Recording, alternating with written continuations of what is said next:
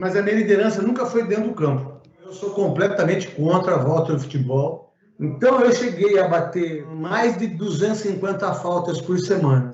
Falar a verdade para vocês, eu nunca tive sonho. Fabinho, boa chance do Corinthians, Neto de voleio.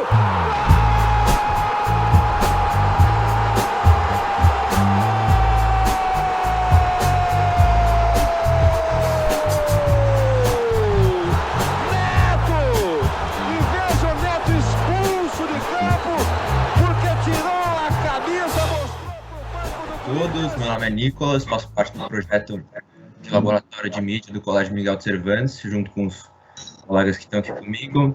A gente está muito feliz e honrado de entrevistar uma pessoa tão importante no mundo dos esportes como você, Neto. Eu gostaria de agradecer primeiramente a você, claro, pelo seu tempo e sua disposição, a Patrícia por conseguir organizar a entrevista, ao William, nosso professor, e todos os nossos colegas. Bom, Zé Ferreira Neto, mais conhecido como Craque Neto, ou apenas Neto, é um comentarista esportivo e jogador de futebol brasileiro, que atuava como meio-campista. Atualmente é apresentador dos programas Baita Amigos e Os Donos da Bola, do Grupo Bandeirantes. É um dos maiores ídolos da história do Corinthians, recebendo o apelido de Xodó da Fiel, sendo o principal condutor do clube ao primeiro título brasileiro em 1990. Ficou conhecido por seu espírito de liderança, ótimos lançamentos e por ser um exímio cobrador de faltas. Bom, como comentei, você foi considerado um grande líder em campo. Já nos dias de hoje, quais características você pensa que um jogador precisa ter para ser considerado um líder? E qual jogador você considera um exemplo de liderança? E por quê? Bom, primeiro um abraço para vocês todos, né? Para a Patrícia, para todos vocês, né? Parabéns ao Colégio Cervantes de poder dar a oportunidade para que vocês possam, num momento tão difícil que nós estamos passando na humanidade, né, de ter o entendimento que a gente precisa fazer algo mais, né? Nós como seres humanos, né? Primeiro, obrigado pela apresentação. Eu, para falar a verdade, assim, acho que a liderança de qualquer pessoa, a liderança é uma coisa muito... Vou dar um exemplo, vai. Eu nunca fui líder, eu sempre fui capitão de todos os times que eu joguei. Tá? Até na seleção brasileira eu sempre fui capitão dos times que eu joguei. Até nas divisões de base também era. Mas a minha liderança nunca foi dentro do campo. A minha liderança sempre foi fora do campo. Porque eu sempre tive o entendimento que as pessoas fora do campo também eram importantes dentro do campo. Né? Porque se o roupeiro não tivesse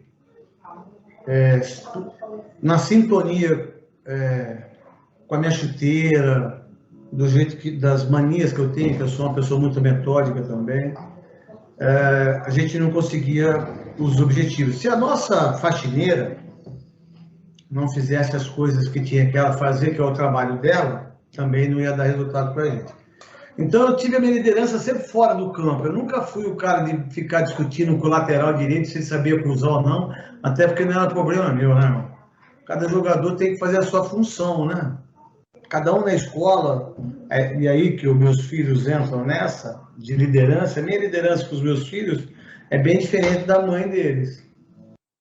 A minha liderança, eu sou um cara sou mais duro, chama mais atenção. A minha mulher só fala uma vez. Então, cada um tem um tipo de liderança. Às vezes, os meus filhos me escutam muito, ou às vezes passam batidos. Aí, escutam mais a mãe, então a gente faz, né, uma liderança mútua em relação a isso. No futebol de hoje, eu não sei se o maior ídolo de vocês é o Neymar em relação ao futebol brasileiro, que para mim ele é um péssimo exemplo como ídolo, ele é um péssimo exemplo como jogador de futebol, e a gente depende dele para que uma seleção brasileira, pela terceira vez da Copa do Mundo, a gente possa ganhar a Copa do Mundo, sendo ele um cara que não é líder absolutamente. O Mbappé, que é muito mais jovem que ele, que é muito mais novo que ele, já é campeão do mundo. E a liderança do Mbappé é muito mais nítida do time do Paris Saint-Germain para mim do que do próprio Neymar, que é um jogador extraordinário. Mas lideranças têm o entendimento que eles têm que fazer aquilo que eles estudaram. Quando um professor tem que dar bronca toda hora, quando um treinador tem que dar bronca toda hora, quando eu tiver que dar bronca toda hora do meu filho, eu perco a liderança e perco a moral. Então, a liderança, ela é uma coisa que a gente tem que conquistar, né? Eu acho que a gente não nasce líder. Mas, ao longo da minha vida, eu aprendi a liderança nos livros. Então, como eu sou uma pessoa que leio muito, a verdade é que nessa pandemia eu estou lendo muito pouco. Mas a liderança do Mandela, do Gandhi, a liderança de Martin Luther King Jr., né? A liderança de pessoas da minha área, do Mourinho, do Klopp, a liderança do Tele Santana, a liderança de pessoas que eu tenho como exemplo, do Zico, né? Essas lideranças são muito importantes. Por exemplo, você que é São Paulino, quando eu cheguei no São Paulo em 87, eu fiquei do lado do Careca, do Dario Pereira e do Oscar. Eu só tinha 18 para 19 anos. Eu tive que escutar mais do que falar. Então, aí eu aprendi nesse tempo aí a importância da liderança. Muito obrigado, Neto. Vamos passar para a próxima pergunta. Oi, Neto, boa tarde. Boa tarde. Bom, eu sou o João e eu gostaria de perguntar, enfim, por mais que já tenha começado há mais de um ano, assim, todo esse cenário, mesmo assim, até hoje, 2021, ainda continua um cenário muito quente. E o cenário do futebol, principalmente, ficou parado por algum tempo mesmo.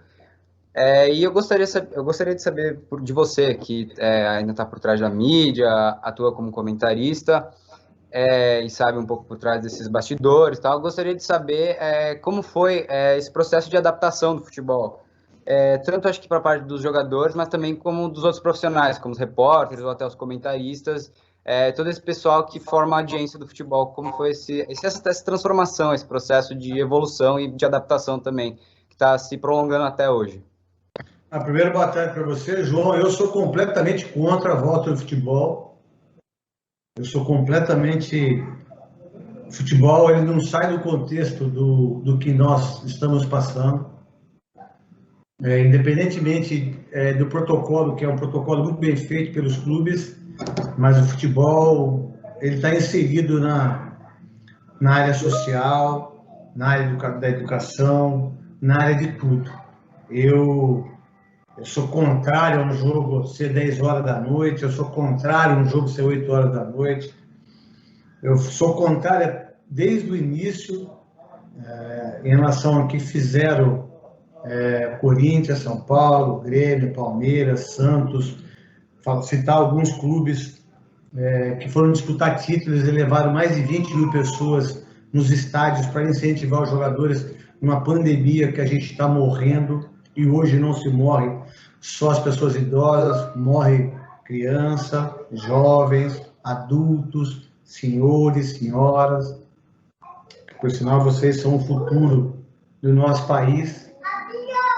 Do futebol, do contexto jogando bola, João, é ruim para todo mundo, porque o futebol já é medíocre no mundo de hoje. Antigamente, a gente tinha... o Giovani era protagonista, o Rivaldo, o Bebeto, Ronaldo, Ronaldinho Gaúcho, Deco, jogadores que jogaram lá fora, né? A gente sempre tinha um protagonista em cada clube, né? Hoje a gente só tem um protagonista, que é o Neymar, que joga num time pequeno, que é o Paris Saint-Germain, né? Mas como o Sheik tem muito dinheiro, e o dinheiro hoje, o nosso mundo é um mundo capitalista, o Paris Saint-Germain está chegando nas semifinais, chegou na final, e o objetivo deles é conquistar um título, e está bem perto disso, mas eu acho que se pegar o Manchester, perde. Mas para os repórteres, por exemplo, é muito difícil, porque eles ganham muito pouco, João, e trabalham demais. E também, na área comercial, que a Rede Globo sempre foi um monopólio em relação a tudo que acontece. Por exemplo, vou dar um exemplo para você, João, e para todas as outras, para vocês que estão aí. O vôlei é da Globo, o basquete é da Globo, tudo é da Globo. Ou tudo era da Globo, ou está agora. Então não se passa vôlei na televisão aberta, porque a Globo não deixa, porque ela tem os direitos. Então ela prefere não passar e também não deixa que as outras pessoas passem. Porque elas monopolizaram isso há 40 anos. Né? O SBT agora comprou a Liga dos Campeões, a Fox comprou alguns campeonatos, a Band tem alguns campeonatos também. E não ter esporte para a nossa área, né, nesse sentido, a gente teve que se reinventar. Como vocês estão se reinventando, todos na casa de vocês, eu conversando com vocês todos, né? Aqui dentro da minha casa, numa câmera online, vocês escutando, cada um com o seu fone, cada um prestando atenção da maneira que queira, uns gostando, outros não, porque eu acho que a democracia é assim. A gente não precisa gostar de tudo e também a gente não precisa também não deixar de entender as coisas. Mas, para minha área, por exemplo, que eu faço programa todos os dias, sem o Campeonato Paulista, sem a Copa do Brasil, porque eu só faço para São Paulo, né? Então, a importância para o meu programa é São Paulo, Corinthians, Palmeiras e Santos. Quando eu não tenho isso, eu perco patrocinador, eu perco audiência, eu perco tudo. Então, tudo é junto. E aí você tem que se reinventar. E aí eu vou me reinventando dentro da televisão. Do meu jeito, dos meus memes, das pessoas que me odeiam, das pessoas que gostam de mim. Eu caguei para quem me odeia, sacou? Caguei geral. Se a minha mulher não gostar de mim do que eu falo, pro resto dela. Entendeu? Se os meus filhos não gostarem da forma que eu sou como pai, o problema é deles. Mas eu respeito eles de uma maneira democrática. E aí a gente tem que ter esse entendimento. E aí, João, para terminar a sua colocação, a gente está muito pobre de comentarista, a gente está muito pobre de repórter, a gente está muito pobre de locutor, a gente está muito pobre de pessoas que entendem de futebol. Porque esse futebol que eu vejo, o que eu faço aqui no Brasil, não é o futebol que eu vejo quando eu assisto futebol europeu. Para mim é um outro esporte. Quando eu assisto São Paulo e Palmeiras, que eu vi ontem, e aí eu assisto Chelsea e Porto, é outro futebol. Quando eu assisto Real e Liverpool e vejo Corinthians, e São Bento, é outra coisa, entendeu? Bom, tá certo. Obrigado, Neto. Agora a gente pode passar para a próxima pergunta. A próxima pergunta também é sua? Ó, eu ganhei presente, tá? Vocês têm que ajudar a pagar ela o presente que ela me deu aí. Então, a minha pergunta é: a sua mãe, em uma entrevista faz um tempo, ela contou que você pegou um professor pelo pescoço. Só que ela disse que ela não sabia o motivo. E aí eu queria saber se você lembra desse motivo. Não. Eu respondo tudo. A verdade é assim, eu tenho 54, vou para 55 anos. E eu sempre fui arteiro, né? Eu sempre fui um menino arteiro na escola, eu sempre fui um menino mal educado, né? Eu não tinha educação, né? Os meus filhos todos que eu estou falando, eles já sabem disso. E eles estão escutando aqui, talvez. Acho que chegou um filho meu agora aí, o outro está aqui.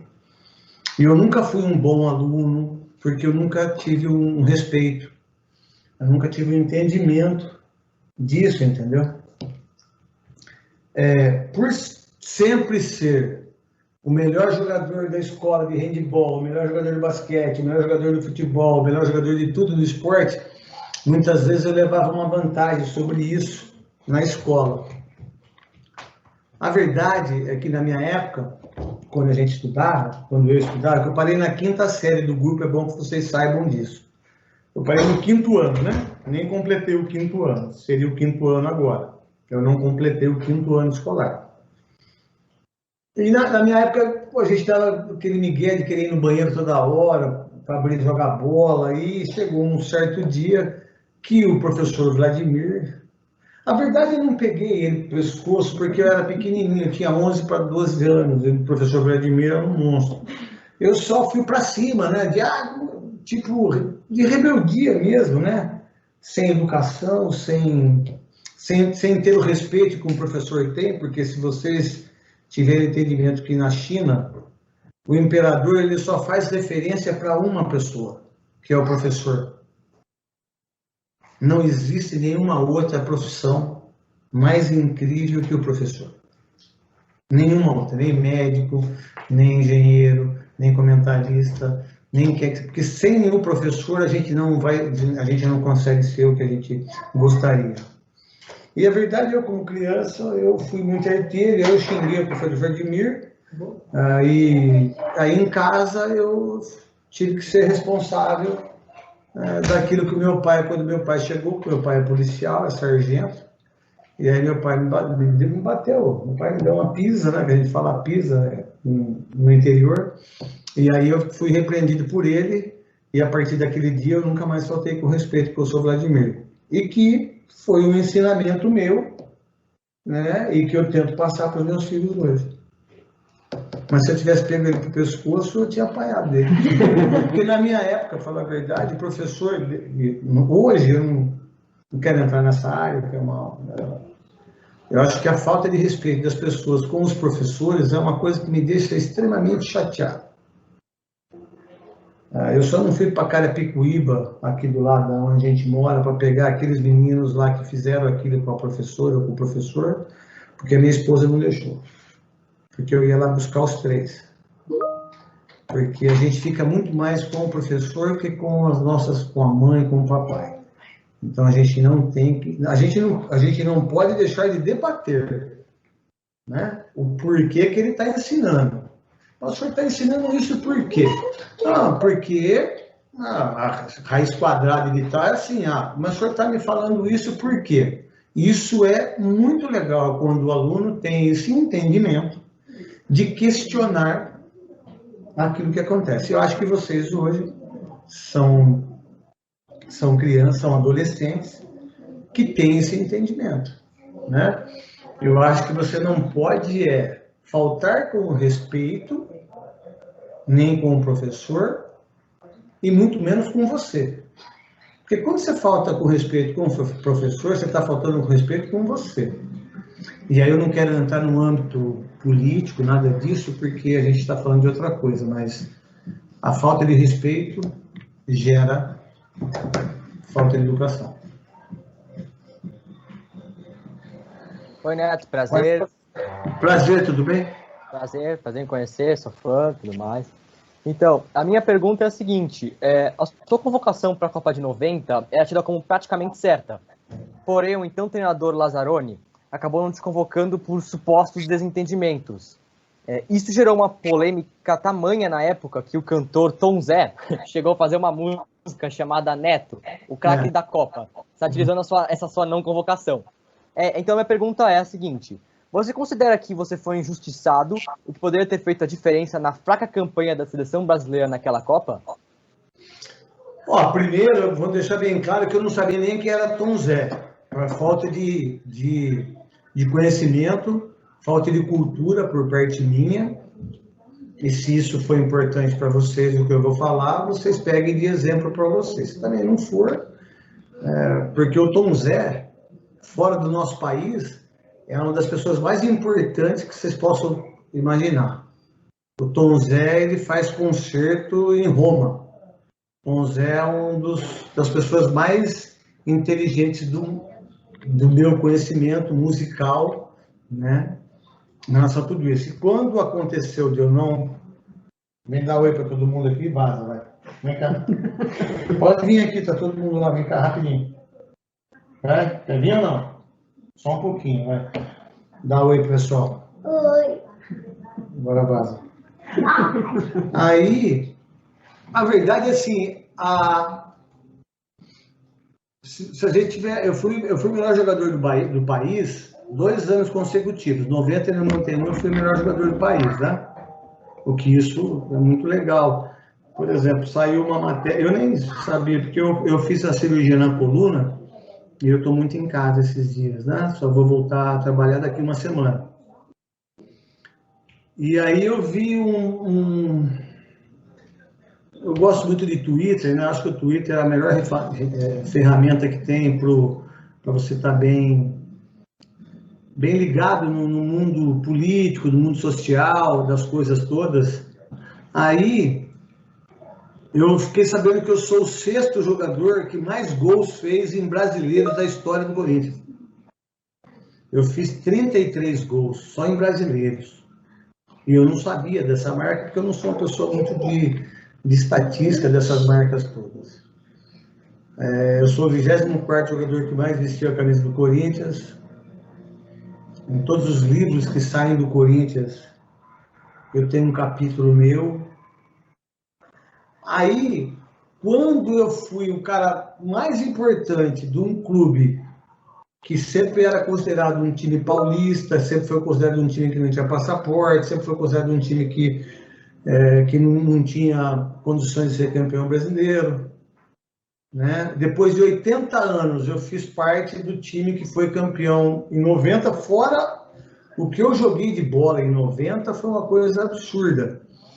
E aí o Lazzaroni levou o Tita, que já estava em final de carreira, o Romário com o tornozelo operado, levou o Careca e levou o Bismarck com 17 anos e não levou o Veloso, que estava arrebentando no Palmeiras, e não levou o João Paulo, ponto esquerda, que jogava no Bari da Itália e foi considerado o melhor jogador estrangeiro. Desde 90, eu acho que a maior injustiça, isso no meu ponto de vista, foi o Alex não ir para a Copa de 2002, que o Filipão fez com ele, foi um absurdo. A maior injustiça de todas é a do Alex. Eu acho que a minha é a segunda.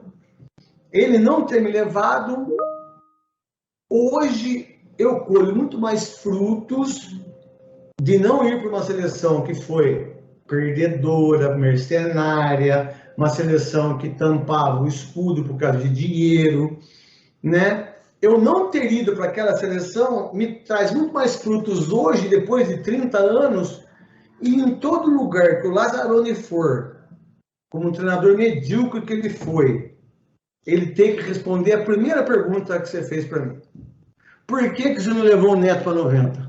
Aí ele vai falar que eu era gordo, que eu não sei o quê, que eu não guardava até nada, que eu brigava com todo mundo. Realmente. E ele tem que, todas as vezes que ele foi em qualquer simpósio, qualquer palestra, qualquer emissora de rádio, qualquer programa de televisão, qualquer lugar que ele vá, ele vai ter que responder essa pergunta. E ele vai ter que responder as mesmas perguntas. Então, eu já perdoei ele, porque eu fiquei muito chateado com isso. Mas dentro do meu coração eu já perdoei ele. A última pessoa que eu tinha que perdoar, eu já perdoei também na minha vida agora há pouco tempo. Então, eu não tenho ódio nenhum dele. Só que o que ele fez comigo foi uma injustiça tão grande que talvez ele pudesse ter, a minha vida ter tido uma outra dimensão profissional. E ele cortou isso. Mas também caguei, tá tudo certo. Então, Neto, outra coisa que a gente queria saber, acho que bastante gente queria saber, é que você é bem famoso por ter sido um excelente cobrador de faltas, né? Sendo que na época que você jogava, você era considerado o melhor do Brasil. E a gente queria saber como você aprendeu a bater falta tão bem, né? Como você conseguiu aperfeiçoar suas técnicas, né? Quais eram suas técnicas? E se você se considera como um dos melhores da história, ou até mesmo o melhor da história. Primeiro, um abraço para você, Antônio. Gostei do seu quadro atrás da sua casa, achei muito legal. Assim, ó. Eu, desde a idade de vocês têm quanto? 13 anos? 15 anos. Não, 15 anos eu já era titular do Guarani, já. Com a idade de vocês, eu já era titular do Guarani de Campinas. Eu, desde moleque, lá em Santo Antônio de Posse, quando eu tinha 10, 11 anos de idade, eu sempre bati bem na bola. E eu sempre treinei muito a bola parada. Que era algo mais que eu tinha e que o meu time tinha também. Eu fiz 11 gols olímpicos, né, na minha carreira. Então, era uma coisa que eu fui me aperfeiçoando ao limite mesmo. Na verdade, eu cheguei muitas vezes à exaustão em relação a treinar. É a mesma coisa quando você vai fazer uma prova de matemática, de português, porque tem diferenças, métodos de estudar, no meu ponto de vista, não sei o de vocês, também não sei dos professores, é um ponto de vista meu. Eu, quando batia na bola, eu tinha que bater muito na bola, e quando eu fazia um gol, eu tentava repetir a mesma forma da batida da bola, sacou? Então, eu batia na bola, fazia o gol. Falei, opa, essa batida foi a batida perfeita. Aí eu tentava bater nela de novo, bater nela de novo, bater nela de novo. Então, eu cheguei a bater por semanas mais de 250 faltas por semana. E aí eu que mesmo levava a barreira, eu colocava a camisa no travessão. Muitas vezes eu não queria goleiro para treinar comigo, porque eu queria que a bola só fosse bem na costura da bola da rede, né? Na costura. Pá. E aí eu fui chegando a quase a perfeição nas bolas paradas. Mesmo hoje, com 55 anos, eu ainda, agora não sei se eu vou, acho que vou voltar, porque dessa cirurgia que eu fiz na coluna foi mais para eu ter uma vida mais normal, né, possível. Eu vou voltar a jogar futebol, que eu gosto. A bola parada ainda é um ponto legal quando eu vou fazer os jogos de massa, essa coisa toda. Para mim, para terminar a pergunta do Antônio, para mim, o maior batedor de faltas que eu vi foi o Marcelinho Carioca. Eu acho que ninguém chega... Assim, eu acho que o Marcelinho é o top 10. Tipo, ele é o número 10, eu sou 9.7, o Ailton Lira é 9, de Cá, Zenon, estou falando da minha época, tá? Zenon, de Cá, Sócrates, Éder, Nelinho, Getúlio, Zico, abaixo de mim, do Marcelinho, mas foi número 9, destro, né? Dirceu, hoje, no futebol de hoje, eu não vejo nenhum especialista. O Messi não é especialista, o Neymar não é especialista, o Cristiano Ronaldo não é especialista, eles são cobradores de falta, mas eles não são especialistas em bola parada, como eu fui. Só que eles são jogadores extraordinários, não tem nem comparação com a gente. Agora, e também o Rogério Ceni, que dos últimos foi o jogador que mais eu vi pegar bem na bola e fazer gol de falta perto da área, com 22, máximo 23 metros. É aquela onde fica, né? Ali o Rogério Ceni foi quase que perfeito também. Mais longe dos lados, do outro ele não conseguiria fazer. Mas dos últimos, para mim, foi o Rogério Ceni. Ok, então a próxima pergunta é: quando você... quando você vai ser o presidente do Corinthians? Ó, Luiz, primeiro assim, eu já fui conselheiro durante um bom tempo. Eu tive muito focado nessa minha visão de me candidatar à presidência do Corinthians. Eu até achava que eu ia ser candidato agora em 2020, que passou. Mas aí eu tive o entendimento que eu não estava ainda preparado de uma maneira mais administrativamente falando, entendeu? Porque ser presidente só do futebol é uma coisa. Você ser presidente de um clube como o Corinthians, lá o Júlio Casares está fazendo no São Paulo, que é um baita presidente. E ele vai... Aí você pega um Paulo Nobre, aí você pega o Eduardo Bandeira, você pega o Landim, você pega o Calil do Atlético Mineiro. Então, para eu ser presidente do Corinthians, eu tenho que ter uma estrutura para que eu possa desenvolver isso. Eu já tenho montado isso, né? Quase que certeza que eu me candidato em 2023 como presidente do Corinthians na próxima eleição. Eu não sei se eu vou sair de presidente ou de vice. É bem provável que eu saia de vice e que eu tenha uma outra pessoa para como presidente, porque aí eu vou ser o vice-presidente de futebol. Porque eu não quero... o poder dos clubes e o poder que a gente tem, todas as pessoas que têm o poder em determinado período da vida se tornam ditadores. Na história, os maiores ditadores do mundo foi por causa do poder. Então, se você não delegar poder para outras pessoas, eu não vou conseguir ser presidente. Mas a nossa chapa já está fazendo com que eu seja o vice do futebol, que comande o futebol, e o presidente que comande a sua área, administrativamente falando. Mas é quase que 100% que eu me candidato em 2023. Tudo bom? Meu nome é Rocco e em meu grupo a gente queria saber que hoje em dia os jogadores, mesmo depois de perder um jogo importante, eles se cumprimentam, tiram foto no vestiário, sabe? Ficam fazendo brincadeira. Quando você jogava, também era assim ou era um outro que... Não, era pra zona. Verdade. Pô, coisa chata, você vai ficar cumprimentando todo mundo, ficar Instagram, pô, coisa chata. Tô brincando, eu vou te responder, Rocco. Eu não sou celebridade, eu sou uma pessoa famosa, diferentemente de celebridade. Eu sou uma pessoa extremamente simples, nesse sentido de... Na verdade, eu aprendo muito mais com vocês do que vocês comigo. Há muito tempo que eu não dou entrevista assim, porque eu já fiz muito TCC, já fiz muita coisa, então eu não dou muito mais entrevistas assim. Mas eu estou feliz de dar entrevista para vocês, para a Patrícia, para vocês dos Cervantes aqui em frente ao São Paulo. É assim, eu acho que o futebol hoje é um futebol muito mentiroso. A mídia faz o futebol muito... A verdade é assim, os jogadores, eles são jogadores de futebol e eles se tornaram celebridades. E jogador de futebol, para mim, não é celebridade, né?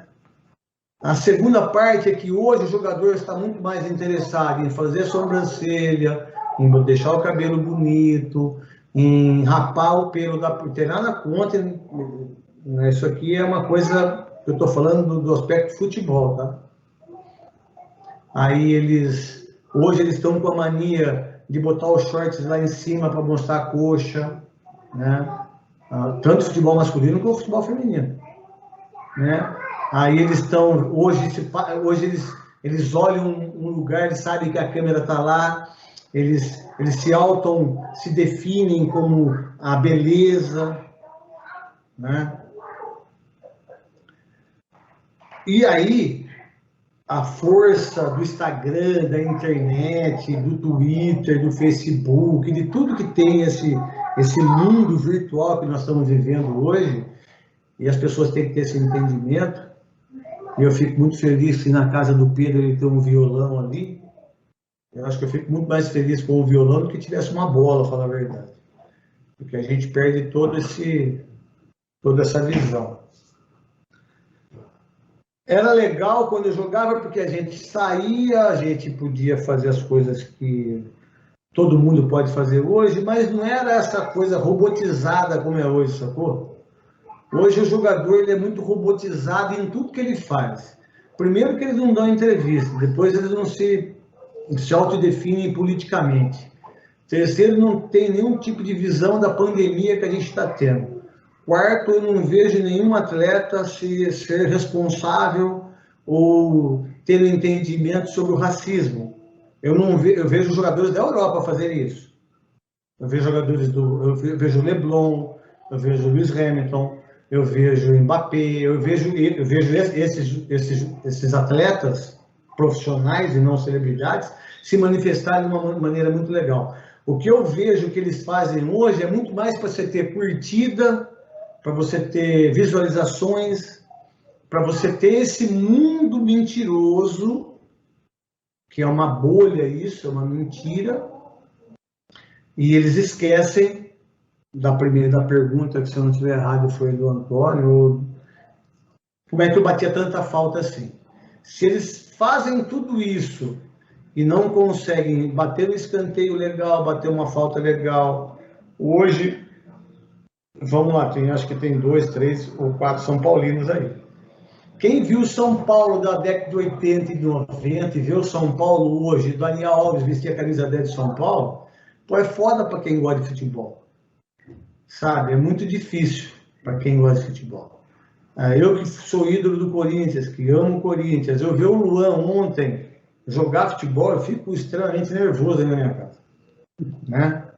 E eu vejo a Copa do Mundo, eu vejo as pessoas, outro dia um professor, o Datena, falou na Band hoje que a pronúncia correta é Holland, que na Noruega se fala Holland, mas as pessoas falam Haaland, que é um jogador extremamente maravilhoso. Aí você vê Mbappé, aí você vê Sterling, você vê Agüero, aí você vê os jogadores do Manchester City agora que o Guardiola tirou 2 atacantes, jogou com 5 homens no meio, sabe?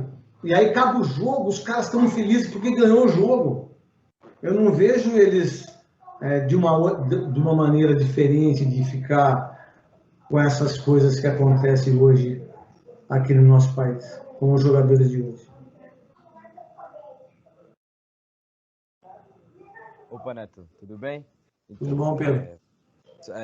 Eu te admiro muito como comentarista, né? Eu não conheço você faz de jogador e também muito feliz por estar agora te entrevistando.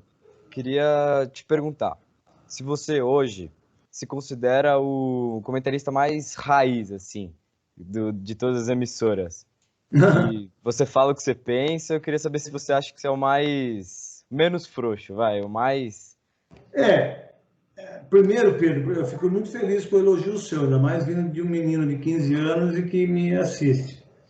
Eu sei que hoje o mundo é um mundo muito chato, porque eu não posso criticar o São Paulo, não posso criticar o Corinthians, eu não posso criticar o Palmeiras, eu não posso criticar o Bolsonaro, não posso criticar o Lula, não posso criticar o Ciro, não posso criticar... porque as pessoas, muitas vezes, elas se sentem no direito de... Hoje, a verdade, eles criticam os comentaristas, criticam os narradores. Eu acho que todo mundo pode receber crítica de uma maneira muito legal, mas é gostoso quando eu recebo um elogio vindo de um adolescente. A verdade, eu sou o único comentarista raiz do futebol brasileiro. Primeiro porque a maioria é tudo frouxo. Porque a maioria faz média com jogador, que são amigos de jogador, não sou amigo de jogador, não sou amigo do presidente da República, não sou amigo do governador, não sou amigo de quem... Eu tenho 20 anos de Band. Não é que eu possa falar tudo que eu queira falar. Tem muita coisa que, no meu âmbito da minha profissão, no meu âmbito esportivo, tem coisas que eu não deveria falar, mas eu falo. Porque o futebol ele é inserido na classe social de vocês, mais jovens, dos outros alunos, dos professores, que eu sou mais velho que eles. Eu acho assim, hoje, poucos comentaristas têm a visão que eu tenho de bola. De bola, o que eu falo? Eu sou o comentarista que eu falo do lance do jogo, por exemplo. O gol do Corinthians ontem não foi um gol legal. Porque o rapaz faz a falta, o Jô faz a falta em cima do Alan antes da bola bater na mão dele. Eu sou esse tipo de comentarista. Eu não sou comentarista tipo PVC, Mauro César, Mauro Betti. É que a minha mãe no 5-8-22, ele jogou 500 vezes, ele chutou 300 bolas pro pé direito, ele chutou 5 bolas naquele lado. Eu não sou, eu acho isso, eu não gosto. Eu acho isso horrível, mas respeito quem comenta assim e muitas vezes tira até para o meu lado, para um conhecimento meu. Eu sou comentarista de bola. Eu vou vou falar um lance, que eu assisti o jogo do Neymar. Eu assisti Chelsea Porto e meu filho João assistiu Paris Saint-Germain e Bayern. Pô, o lance que o Neymar fez, que ele driblou, tirou do goleiro lá, o Neymar é um jogador espetacular. O Neymar não vai ganhar uma Copa do Mundo, o Neymar não vai ser uma vez o melhor jogador do mundo por causa de outras coisas dele. Mas ele é um jogador extraordinário. Ele é extraordinário. Agora, quando eu vejo o Cristiano Ronaldo jogar, bate com a esquerda, bate com a direita, foi ídolo no Sporting, foi ídolo no Manchester, foi ídolo no Real Madrid, é ídolo na Juve, é um monstro de jogador. Eu comento os lances dele. Os caras falam que ele é robozão. Hoje, os comentaristas... mas ele não pode ser robozão para mim, porque ele faz gol de cabeça com a perna esquerda, com a perna direita, ele faz gol de pênalti, ele faz gol de falta, ele marca, ele corre. Ele faz tudo, eu queria um cara desse no Corinthians. Entendeu? E Pedro, isso é uma coisa que eu me reinventei para uma situação diferente da televisão, daquilo que a Globo sempre fez, padrãozinho Globo, eu faço tudo ao contrário. Do meu jeito, há 20 anos na Band. Acho que está dando resultado, porque eu continuo lá, não sei até quando eu vou continuar, mas eu sou o futebol bola 5, eu sou futebol raiz mesmo, e eu sou comentarista desse tipo mesmo, você tem toda a razão. Obrigado pelo elogio, fiquei feliz. Beleza, boa tarde, né? Então, queria te perguntar, como que você reage aos memes feitos das suas falas? Porque, assim, bem ou mal, grande parte da nossa geração te conhece por causa desses memes, que são eles que repercutem e tal, e que fazem as pessoas, tipo, da nossa idade gostarem de você, dessa coisa de falar o que quiser, meio um pouco que outras pessoas do esporte também fazem, tipo, Nelson Piquet, ficam falando, assim, nas emissoras um pouco essas coisas que geram polêmica. Então, como você reage aos memes e se te traz benefícios ou você não gosta? Então, assim, eu aprendi uma coisa na internet, quem não for pro play é melhor não ter internet. Né? Porque as pessoas julgam, vocês todos estão aqui, então o cara vai julgar você que está com a camisa do São Paulo, mas por que a sua cortina está lá? Aí está lá o Pedro, por que você tem 2 violões? Aí tá lá o João, mas por que você tá quieto aí? Tá você que tá aí na sua... Eles julgam a gente, por que a sua janela não tá pintada? Por que as pessoas julgam muito. A gente está julgando muito as pessoas. E a gente tem que aprender. A minha esposa me chama muita atenção sobre isso e a cada dia que passa eu vou entender. Eu não sabia, e a verdade eu não tinha o entendimento de como vocês, mais jovens, adolescentes, assistiam o meu programa e me viam na televisão. E aí, as coisas que eu faço, que é de loucura, que eu não faço nada programado. Tudo que eu fiz foi com a intenção de causar. Quando eu faço qualquer coisa que na televisão, ou nos meus stories, ou nas minhas mídias sociais, que eu tenho muita gente, primeiro eu faço para causar, eu faço para isso ser um debate, porque para que você possa, Henrique, eu não gostei disso que o Neto fez, mas foi engraçado, hein? Eu gostei, mas não foi engraçado. Eu acho que isso é muito legal. E aí você tem que saber o equilíbrio disso. Como é que você equilibra isso? Porque tudo que eu faço repercute logo em seguida. Não dá 10 segundos, a repercussão ela é monstruosa. Tanto para o bem quanto para o mal. Para o mal, que eu quero dizer é as críticas, aquelas que são boas, e tem as críticas que não são. Mas eu não me preocupo, não que eu não me preocupe. A verdade, eu também não me sinto muito lisonjeado, e nem mais importante ou menos importante que alguém em relação às coisas que eu faço. Eu só sei que a geração de vocês, eles vivem assim de um jeito muito foda, porque apesar da pandemia a gente não pode sair, a gente está num recluso importantíssimo para todos nós, para os nossos papais, para o vovô, para a vovó, os títulos a todo mundo, a internet virou uma coisa muito legal. Eu tenho uma rádio, a minha rádio é uma rádio que bomba, ela ganha de todo mundo na internet, no YouTube. Eu ganho da Jovem Pan, eu ganho da Rádio Bandeirantes, eu ganho de todo mundo, né? E ali eu comecei a ter um entendimento do YouTube e disso. O primeiro meme que eu fiz e que repercutiu muito foi quando o Corinthians ia jogar com o Palmeiras e o Corinthians jogou com a Ponte Preta e perdeu, e depois ia jogar o Palmeiras contra o Palmeiras. E eu fui para a Band, aí foi um cara, o porteiro me falou um negócio, pá, e aí na hora que eu comecei o programa, eu comecei a falar coisas que estavam na minha cabeça, deu 6 milhões de visualizações. E aí que a minha mulher falou, que meus filhos falaram, e aí que eu fui entender esse lado dos memes aí, que eu acho do caramba. A única coisa chata que tem é que todo lugar que eu vou, as pessoas pedem para gravar um vídeo, pô, grava um vídeo do meu tio, fala, as pessoas acham que eu só sou aquilo, entendeu? Que eu não tenho outra vida sem ser também falar de futebol. Mas eu tive o entendimento que a internet, que o Instagram, que essa mídia social, ela é importantíssima para mim e para vocês também, para os professores, para a escola. Hoje, quem não estiver ligado nesse mundo virtual, quem não estiver focado nisso, fica para trás. A gente precisa se reinventar.